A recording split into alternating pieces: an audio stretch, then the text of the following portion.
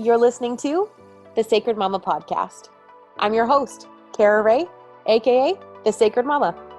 I'm a mindset and relationship coach, helping mothers nurture the relationship between themselves, their spouse, and their children.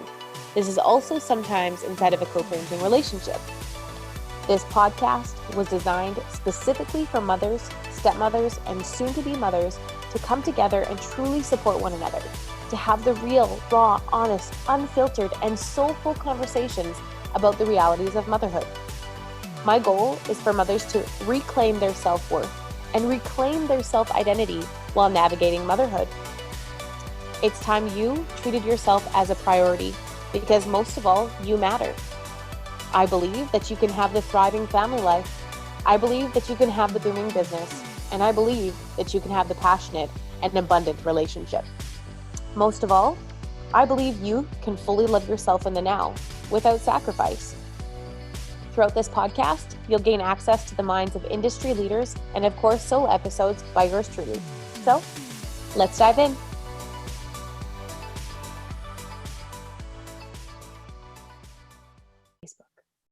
We're good to go. So hello, everybody. Hello. Welcome to day 2 of the Reclamation of Motherhood Summit. So I am super excited. I have Shannon Rose with me today. So let us know when you're popping on this live. I'm going to come back and look at the conversation piece here, guys.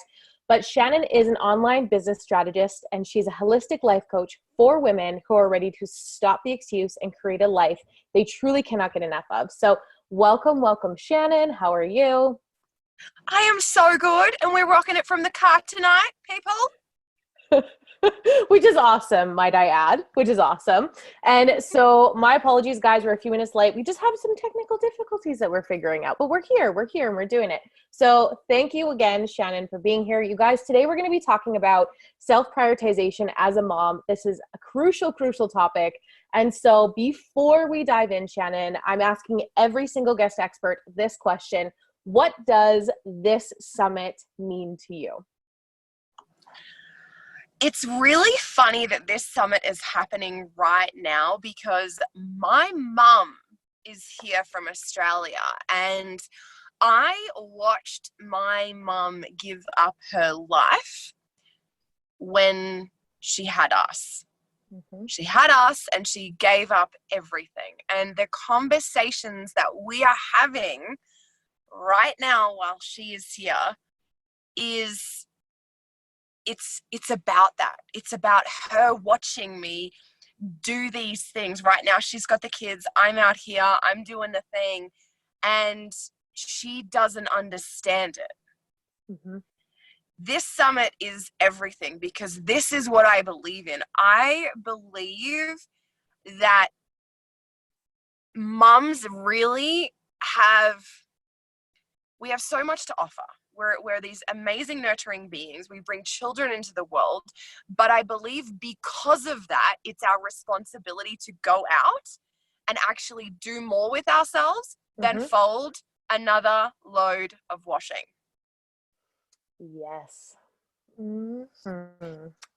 So for me, I really feel like, this is something that means a lot to me. It means a lot to me, like this whole mission that you're behind, and bringing, the fact that you're bringing all of these incredible mums together who are out there blazing trails, who are shifting paradigms, who are leading themselves. I just think it's phenomenal. I am super grateful to have you a part of this summit, and especially for, this conversation today. Like I said at the beginning here, you guys, is one that, I believe is really crucial and needs to have. And it's one of those, it's almost been seen as like a taboo discussion in regards to self-prioritization as a mom. And so we're really breaking that right now, and we're going to have this conversation. And so my first question for you, Shannon, and we're just really going to dive right in, really has to do with like, what does self-prioritization mean to you as a mom? Well, here's the thing. It means more to me as who I am and not just who I am as a mom. Mm-hmm. Self-prioritization means that I'm a woman first and foremost, and it means that I'm a mom second. For me, I am about putting myself first because of what that means for my kids. So can I share a little bit of Can I Of share a little course you bit here? can. Okay. Oh yeah. So after my second child was born, Harry, he turns 3 next month. After he was born, I was a stay-at-home mum for 2 kids, and we were living in Austria at that time. So we flew over to Europe, and I was 6 months pregnant with Harry. So we'd been in the country, right? I've never been to Europe before. We'd been in the country for 3 months. Can't speak a word of the freaking language besides like Guten Morgen. So I like connections with other mums, with other human beings was literally non-existent at that time. And, you know, I was a stay-at-home mum after Harry arrived, and I put everything into the children, Mm-hmm. and I forgot about me. And what happened was I lost my spark.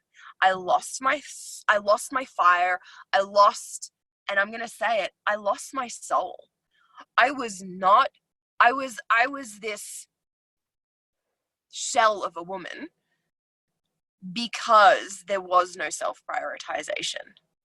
Mm-hmm. So I put myself first. I prioritized myself over my children because it shows them that they are the most important thing in their life as well. Mm-hmm. And when I am in that space of feeling fulfilled, I have the ability to be with my children. Not just like be with my children, but like be with my children. And they're 2 totally separate things.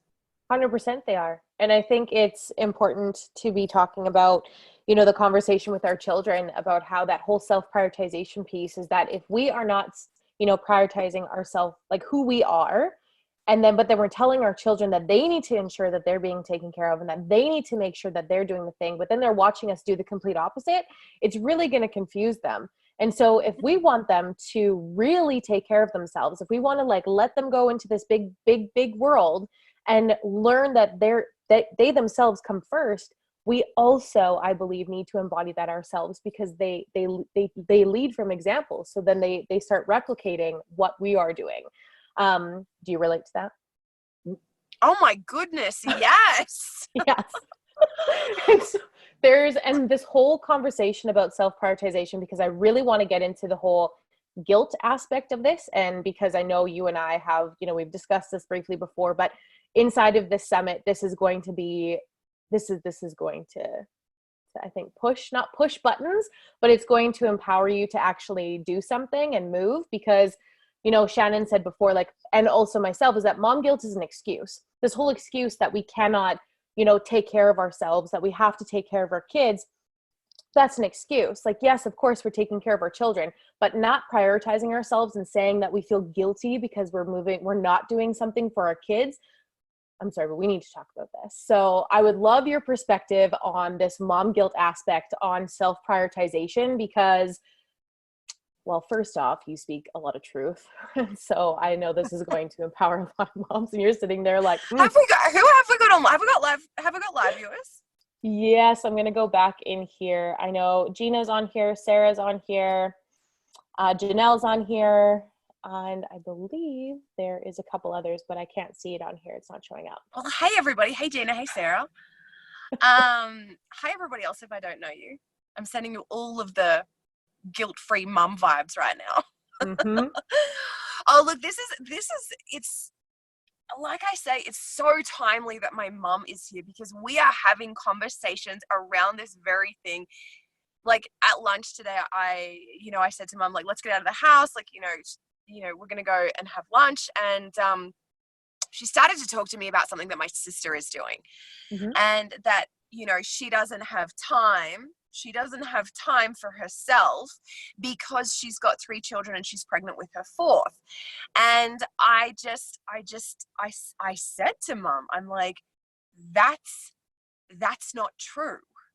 And she's like, no, well, she's busy, she's tired, she's got 3 kids, she's at home with Spike, yada, yada, yada. And I'm like, no, that's a choice she is making. And if she really wanted this X, Mm-hmm. then she would do this to make that happen. Mm-hmm. And that is exactly like that's the whole crux of it all. Yeah. if you really want something, regardless of whether you're a mom or not, if you really want something, you will make it happen. Here I am sitting in the car because where I have my office, I have just walked in, and I'm not joking, you guys. They got a live band playing in the restaurant tonight, and my office is out the back, and I was like, holy shit, what do you mean you've got a live band on tonight? And they're like, we've got a live band till 11. I'm like, well, that's not helpful. I've got to be at a summit right now. So like, you make things happen. Like, if you really want something, you will get out of your own way to make it happen. And if you have kids, you get a babysitter.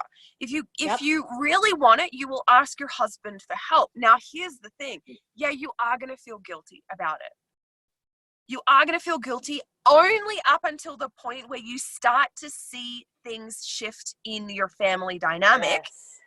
Yeah. And when you see things shift inside of your family dynamic, that's when you no longer feel guilt. But there is a bridge, and you do have to cross the bridge, and stepping onto the bridge is really hard. And I just want to like let you guys know, like, it's 100. I want to validate you with where you are right now. If you have not stepped foot onto that bridge, but you do want more, where you're at is a really challenging place, and you get to feel all of those feelings. Yes. But what you also get is you do get to step onto that bridge and be on the other side and take that walk, as challenging as it may be, to leave your kids, to go and prioritize yourself and do things that fill your cup up. When you get to the other side and you watch how that creates more intimacy in your relationship with your husband, how the children play better, how they behave better, how your energy is literally changing the entire way that the family operates. It completely does. It completely changes the entire energy. When you start, when we start self-prioritizing, and like you said at the beginning, with that guilt aspect that comes in, it's moving out of what you know is comfortable. It's moving out of this new reality where you have remained comfortable because society has told you that every other thing comes before you, and now you're moving and you're pushing that away and you're challenging that belief. So you're moving out of a comfort zone. So of course you're going to be uncomfortable. And exactly what you said about how, like, once you start seeing the ripple effect into the relationship with your spouse and the relationship with your children, you're going to ask yourself, like, when did this click? When did this start happening? And it's through all these little moments throughout your day and throughout your week and your month that brought it all together to that moment. But it takes you actually making the conscious choice that you are a priority. Like, it's making that decision and saying, I'm going to move through this. I deserve more than just settling for comfort. I deserve, to love myself unconditionally and to not have these conditions on what I'm supposed to do. And so, I want to talk to you, this is going to like kind of glide right into this piece though, but like the whole permission and giving ourselves forgiveness, because we don't know what we don't know. And we believe, sometimes we have beliefs that are passed down that we've made a choice to believe, but I think it's truly important to give ourselves forgiveness for not prioritizing ourselves, because on top of feeling guilty for doing so, we then have guilt for why we didn't do it before. And I think it's time to release that and to give yourself permission to just be and to flourish as who you are. So like, what is your opinion around the whole forgiveness aspect and giving ourselves permission? Well, my question is, why wouldn't you? I mean, why wouldn't you forgive yourself for that and simply just step into what you want now? Mm-hmm. Because this is the thing that creates so much pain, and it can create so much resentment within ourselves if we hang on to things that no longer serve us. So the question is, why wouldn't you forgive yourself? You deserve that. And not only do you deserve that, but your kids deserve to see you in that space of, I want to say like feeling content, right? Because feeling content, feeling neutral, feeling just kind of being you because you're not going to fully step into happiness straight away. right? Mm-hmm. So I can't, like, my journey into coaching started with self-love. And anytime you're moving from a place of negativity, there has to be a middle ground. There has to be this neutral ground. So that's where I kind of feel like it comes to a place of like, I'm super content. And then now I can build the positive emotion, right? Yeah. So if you're letting go, yeah, you're forgiving yourself, then you're stepping into that place of like neutral. You're just stepping into neutral ground, people. And from there, right, then you can start to build, you know, half an hour here, half an hour there, an hour here, you know, maybe a couple of hours. And then you're starting to do things for yourself. So you're moving into that self-prioritization. You're slowly letting go of the guilt, and you're starting to fill that cup up. So you're moving out of that space, but you're doing it gently, you're doing it gradually, and you're doing it in a way that not only nurtures your kids, right? Because this is going to be a process for them, especially if you've been like a full-on hands-on mom. Yes. Right? It's got to be a gradual transition for everybody involved. 100%. And I love that you brought that part up, how like this gradual, you know, implementation, because even now, even though my self-prioritization is important, even though like I have strict time for my business and, you know, my relationship and also time with my kids, there's still moments where I still feel like I could be doing more, where I still feel like I could be spending more time here, more time there. I just had this conversation with my husband where I said, you know, maybe I should be outside with my daughter more.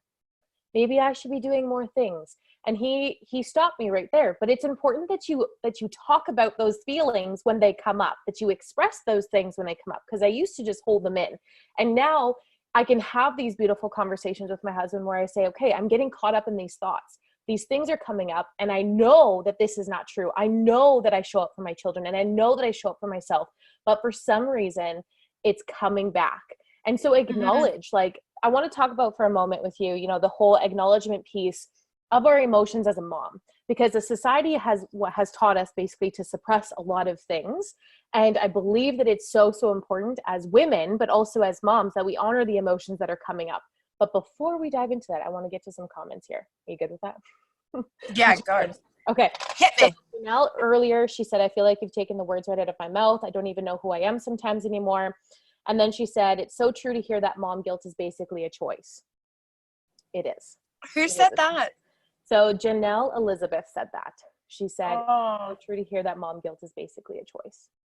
And then Chelsea said, we all make choices based on our knowledge and experience at the time. We can't punish ourselves for that, which I 100% I'm here for that. And then she also said, I definitely had those moments too. So I just wanted to recap on some of those things that they were saying there. But I want to, you know, tap into the whole emotion aspect of a mom, the things that come up for ourselves. And we've talked about that permission aspect and giving ourselves like forgiveness for what we didn't know. But it is so important as a woman and also as a mom that we honor the emotions that are coming up for us. And so how have you navigated, you know, motherhood, the mom guilt, the emotions that have come up for you? Like, how have you navigated that? And how is it important to you to honor those emotions? Okay, there's a few facets inside of that question. Yes, there is. I'm like, that was a heavy loaded question. So that's okay. So let me just like hold on a second. So there's a few facets inside of that. Firstly, it's really important. Like it is your emotional world is like your emotional world is it. So to kind of put any, you know, to say that there is no weight on it would be basically lying to you. You need to learn to navigate your emotions just as we are learning to help our children navigate their emotions. You know, it's important that we also do that for ourselves because, as you said, right, we get to that point where, you know, and I believe it kind of happens during high school where we're suppressing our feelings, right? And so as you're moving into, you know, womanhood, motherhood, you've probably been suppressing emotions for you've been suppressing emotions for a long period of time, right? Unless you have and I'm going to say it, like someone who is in the coaching world who can help you, you know, as a young woman move through those. So it's something that we have, you know, like I talk about with my daughter. And if, for example, Harry is crying, which is really interesting because I think Sarah was on last night. I didn't get to catch her segment, but she talks about specific types of discipline or something, doesn't she? I can't remember. But for Are you okay? So you kind of cut it out a little bit. Can you repeat the question? For I think Sarah, she talks about like nurturing like different types of discipline or something like that with your kids. Positive discipline. Yes. Positive discipline. Thank you. Yeah. Yeah. So like, you know, for example, if Harry is having a tantrum about something, I will always let his emotions take their course, right? Because your emotions have a 7-minute span. So if you can hold it together for 7 minutes, mom, you're going to allow your children to feel their emotions, right? Because it's going to rise and then it will fall. And if we can allow it to fall before something else happens, then we're not producing a cascade effect of emotions in our kids. And it's the same for us. It's the same in everyone. So when we feel an emotion coming, it's so important that we allow it to rise, and inside that rise, if you let it out, it will fall. And then if something else happens, you're less likely to feel like you're going to explode. Yeah. Right? So navigating your emotional world is the key to everything. So there's that piece. Now, what was the other question at the start of that? So I was just asking how it affected like your personal life. Yeah. Yeah. Look, I mean, not taking care of my emotions basically put my marriage on the rocks. So that's where that kind of got to, because I wasn't feeling what I was feeling. I was in the midst of my second bout of postnatal depression. I was a horrendous person to be around, and that was literally what my husband said. We weren't having sex at this time. We hadn't had sex in 6 months since my son had arrived into the world. I put on 33 kilos, and I had a massive bout of body rejection. So I basically was like two people living in one body and one mind, and I couldn't connect. There was no dots.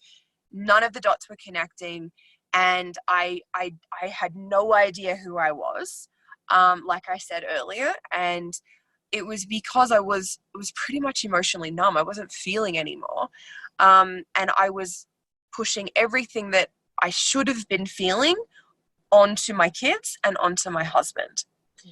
And it actually came to a head one night, and he basically said, "You have to sort your shit out, or this is not going to work because you're pushing me away. You're not being the mom that I know you can be." And he looked at me and he's like, "You are stronger than this." And those words will forever ring in my mind. And it was basically from there that I found coaching. And the first piece of that was self-love for me. I had to learn to love myself again in the body that I was in at that particular time, in the environment that I was in. And when I could create that self-love piece within all of that, then what happened was I started to see my reality in a different way. So navigating my emotions and empowering other mums or other women to do the same is, someone's trying to call me. Sorry, someone tries to call me. Okay. Is something that it's a daily thing for me. Like I get up every morning and I journal. I pull, stuff that is swimming around in my mind, and I pull it out and I put it on paper. Oh my goodness, she's tried to call again. Sorry guys. And just before I jumped on this call, as I was driving in here tonight, I downloaded to my husband. I voice memoed him, and I sent him like 10 voice memos, and I was like, "Babe, I'm just downloading." Because he is my download when he's here, he listens, and he is my reflector, and he can show me what I'm thinking, so that in that particular moment I can navigate to come back more present. So and that is a really important thing. So journaling every single morning. I prioritize my mornings, and that's a really powerful thing for me. And voice noting. So whether it's like to Nick, whether it is to my coach, whether it's also to myself, like you guys in my coaching container have heard me say this, like get your voice note out on your phone and get it out. Because when you hear yourself saying what it is that you're really wanting to say, except usually what we do is we keep it spinning out in our head, if you can get it out and hear yourself say it, you are 10 times more likely to actually process the emotion attached with those thoughts. Mm-hmm. That was a long spiel. That's okay. I'm here for it. And I think it's really important to have that discussion about, for moms, for new moms in general, is that, even myself, like you and I have had that conversation about like postnatal depression. And that's something I also went through, and I didn't even recognize who I was. I felt like I had to do all, be all, and that I had to be able to cook and clean and take care of the kids and take care of my husband and do all the things and be alone. And this was an expectation I put on myself that then like completely expanded the postnatal depression. Like I 100% believe that my spiraled the depression. And I still remember my husband looking at me and not recognizing who I was anymore. And to the point where he was also in pain because I was in pain. And, our husbands, our spouses, they also have emotions. They also feel. They sometimes also just don't know how to express them. And so by you expressing your emotions, you also give them permission to also do the same thing. And that has drastically impacted the relationship I have with my husband, because he not only can sit there and feel like he's also heard, seen, but he'll cry. He'll express how he feels, and he'll tell straight out if something, and I've had the conversation with him before about how am I supposed to, know if you want to do something. He said, ask me straight out, ask me the question and I'll give you the answer. And so it's the same thing for ourselves, is if we can do that to someone else and we can ask them and they can give us the answer, we can also do that for ourselves. And that self-prioritization, there we go, big word, is important, and we can make that choice for ourselves. And so I want to ask you, because you were talking about the impact, and so what has been like the most profound impact that self-prioritization has had on your life? Before I answer that, can I backtrack really quickly? Yes, of course you can. Is that okay? Yeah. I hope everyone can follow.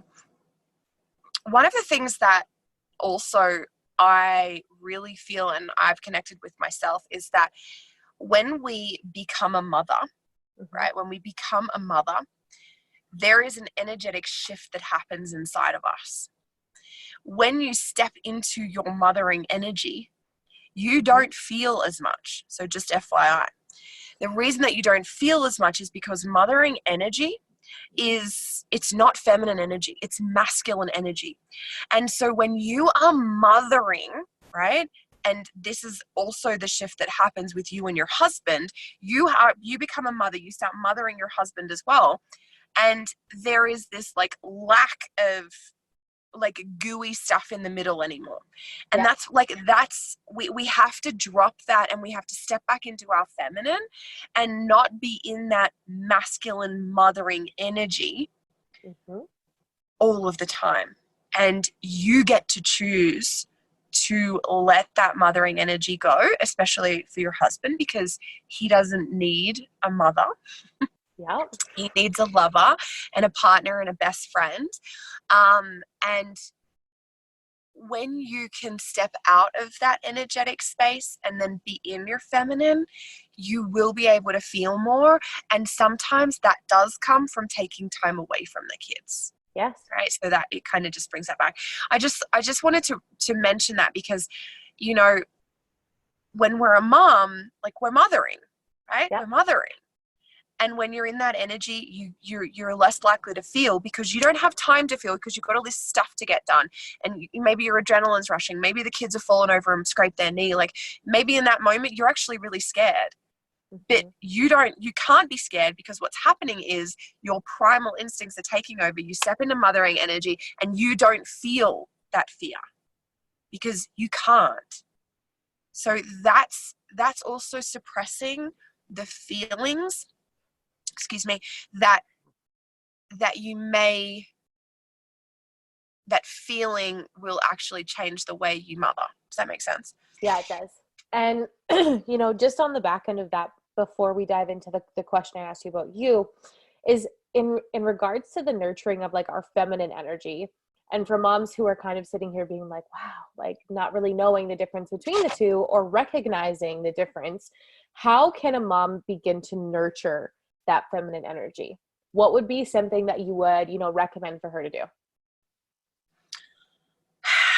It's so interesting because it's really different for every woman. It's really different, right? Mm-hmm.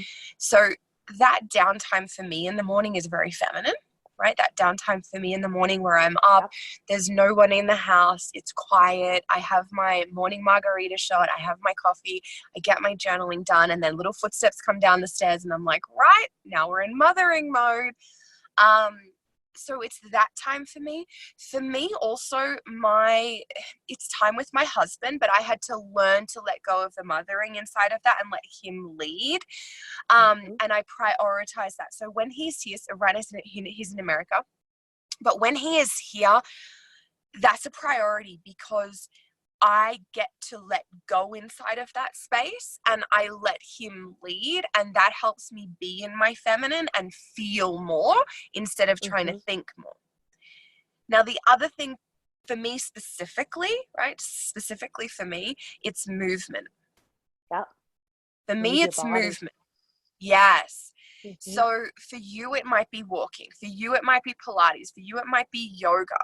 But it's a very feminine thing to move your body. When you are connected to your physical form, you're in your feminine. Yes. Right? They actually say too about something for a woman to connect even deeper to like her feminine energy is to dance and to like basically touch yourself while you're dancing. Yeah. And I'm not talking like inappropriately. I'm talking like feeling the way that your body is moving. And that's something actually that I do, but I also do with my kids, because then I'm able to not just be a mom and I'm able to have fun. And we dance every day. Every Yeah. day I dance with my kids. Every day I get up and I feel my body moving. And just in that moment, that awareness piece of how you feel with moving your body, you'll know that you feel better instantly. You feel Yeah. completely energized. And so this is important, like as moms, because this is something you can do with your kids. Like it's so simple. It's not an excuse.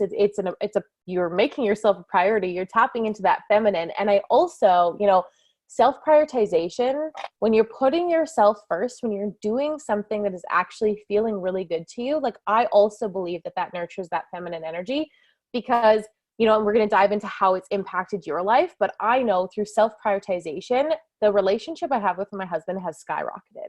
Like the passion, even like the sex, let's just talk about that right now, because that sure has, because it's something where you actually connect with a person and you love them with every ounce of your being. But I didn't have that for a while with him. Because I wasn't taking care of myself, and he meets me where I meet myself. Always. Say it louder for the people in the back. Listen, ladies. This is a topic that I freaking love, because let's just be honest, before kids, you guys had probably some wicked chemistry going on, like what brought you together? When you guys were brought together, you were magnetic because you were in your feminine, you were prioritizing yourself, you were going to the gym, you were eating good, you were throwing on some lippy and popping on your favorite spandex pants and going out and having a great time. And then you have children and you're fucking wearing your husband's clothes. And I'm not joking, I actually wear my husband's undies to bed. But I look good in them. So like this is what happens. And we don't put ourselves first anymore. And the intimacy, the communication, the flirting, geez, honey, you're looking good today. You're like, well, thanks, darling. Like that doesn't happen anymore because you guys are so focused on the kids. Yeah. And this is something that happened, right? This happened. We didn't have sex for 6 months. And my husband, he said to me, he's like, babe, I need to have sex. Like, I'm a man. And I'm like, yeah, but I don't want to have sex. And he's like, well, I love you, but it's not about you. I need to have sex and I love you and I want you. Yes. And that was a really challenging thing for me. It was a really challenging thing for me to hear as well. I was like, I don't want to just have sex, but it's not that, it's that connection.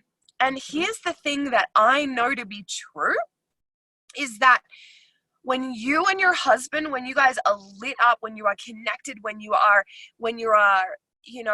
at that physical primal level on the same playing field, everything in the house runs smoother. You guys communicate better because you're in sync, right? Physically, right? You're in sync.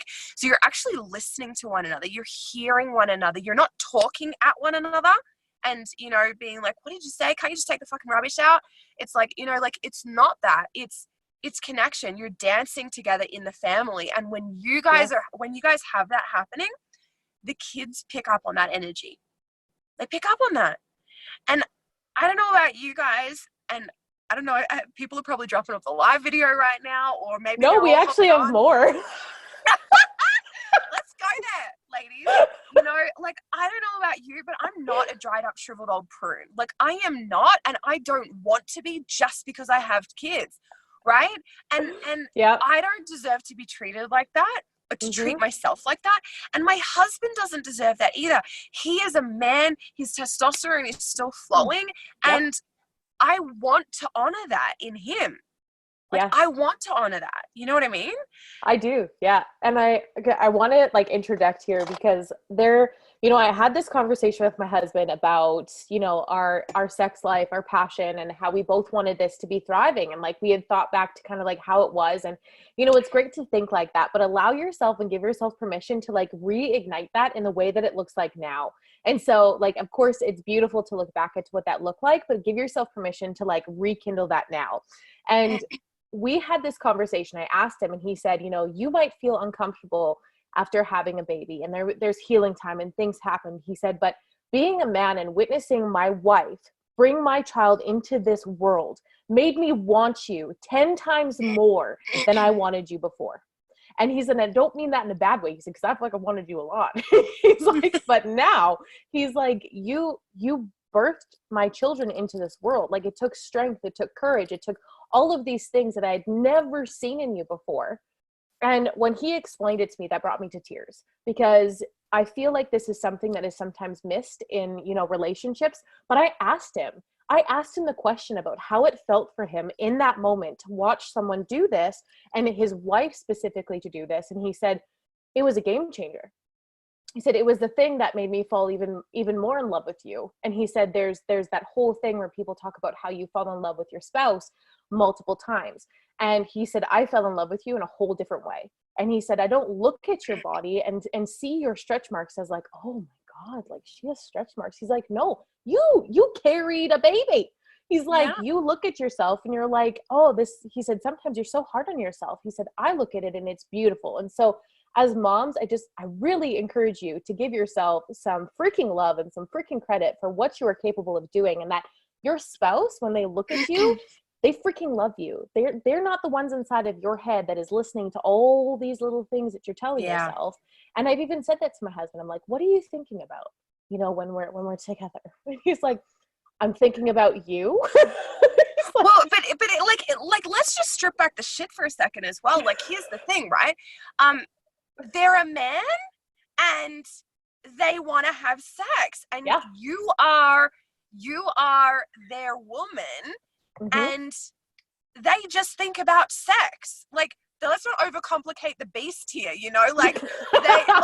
they are men in the heat of the moment. They are like, you're my woman. Let's just they're not worried about how, your booty's moving. They're not worried about the roles when you sit, they're not worried about that. No. We think about that stuff, and that prevents us from being in the moment. That prevents us from enjoying ourselves. That prevents us from prioritizing our pleasure in the moment. And all they're thinking about is hot damn, I'm getting some, right? Do you know what I mean? It's it doesn't have to be overcomplicated. We are the crazy ones, right? We're the crazy ones. And we don't have to be. And listen, this starts with self-love. Like, it Yes. starts with seeing yourself now as you are and doing that thing of prioritizing yourself and starting to allow yourself to have that time and allow yourself to enjoy the pleasure with your man and allow yourself to just, you know, like, all of the things. I think that, you know, I think honestly it's a really important piece. Like, that's like a whole nother conversation. I was just going to say, I was like, I feel like we need to do like a take 2 on this. Yeah, it really is. It's really interesting. You know, like, I've done a couple of live streams actually with Nick in my Facebook community. And we spoke about this, like, we spoke about sex, we spoke about intimacy, we spoke about communication, and to get his take on it.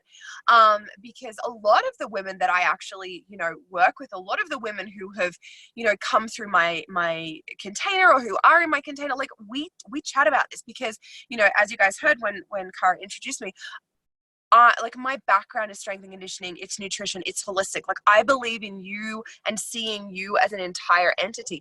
And if things aren't good in your relationship, like, we have to deal with that, right? Especially if you're wanting to level up, you know, things in your business, for example, that your creativity flows from being in feminine energy, and it flows from being in that pleasure space. And if you're not getting any, like, not just like that, but like pleasure in other areas, I'm not just specifically talking about, you know, sexual pleasure. I'm talking about just pleasure, like getting any pleasure. Yeah. It's going to seriously inhibit your creativity. It's going to seriously inhibit your flow. You're going to be in like your hustle, and you're going to be really resistant to receiving, right? Because you're not in feminine. And I also, you know, I just want to point this out. You got my face. Is that a way to tap into your feminine energy as well is also through orgasm. Just saying. So that's, like I said, that's a whole other topic, but that is actually a big way to do it. I love how I say big way. But it really is. How are we going on the comments? How is everyone enjoying this I was literally conversation? just going to go back to here. So I hope we answered your question. Chelsea, I saw up here, she asked, how do you step into feminine energy? And so I believe that you tapped onto that a little bit earlier, just about kind of like what you do. And then Sam's in here. Yes. Oh yes, flirt with your partner. And then Deanna said, we went over a year after baby number 5. It was miserable, and I actually contemplated divorce. And I adore my husband, but it was a strange place for me. And I felt like a virgin again the first few times. Yeah. Wow, Deanna. Yeah. And so, do you have anything to say to Deanna?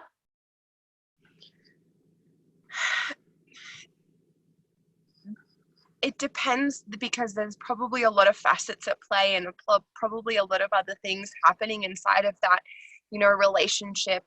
The thing that I would say is it comes back to you. It always comes back to us. And lean into prioritizing you in different areas and elements that bring you that pleasure. Because if that is something that you want to increase in your marriage, if you want more intimacy, the intimacy must start with ourselves.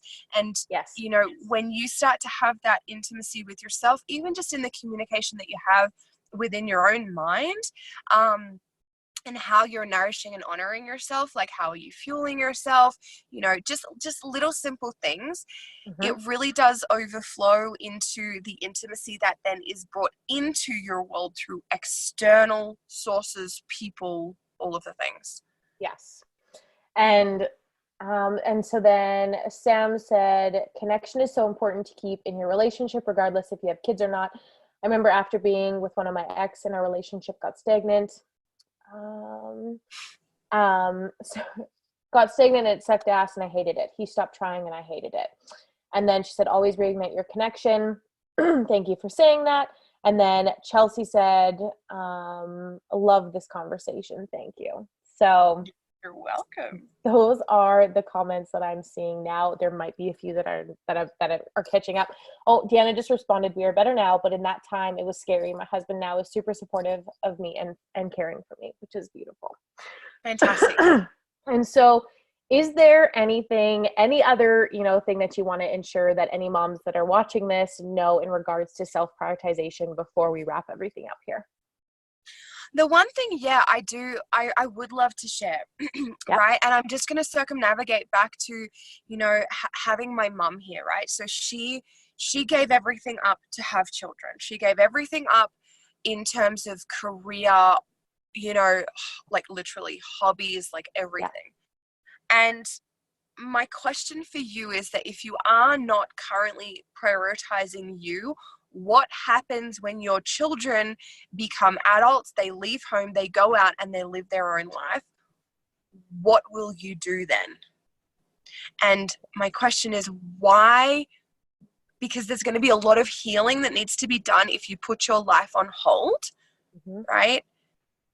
And then at, maybe 40, 45, it depends like how old your kids are, then you go out and rediscover yourself. And that gets to be your truth. That gets to be, your reality if that feels really good for you. So firstly, if that is you, that's for you. And I love you and I'm celebrating you.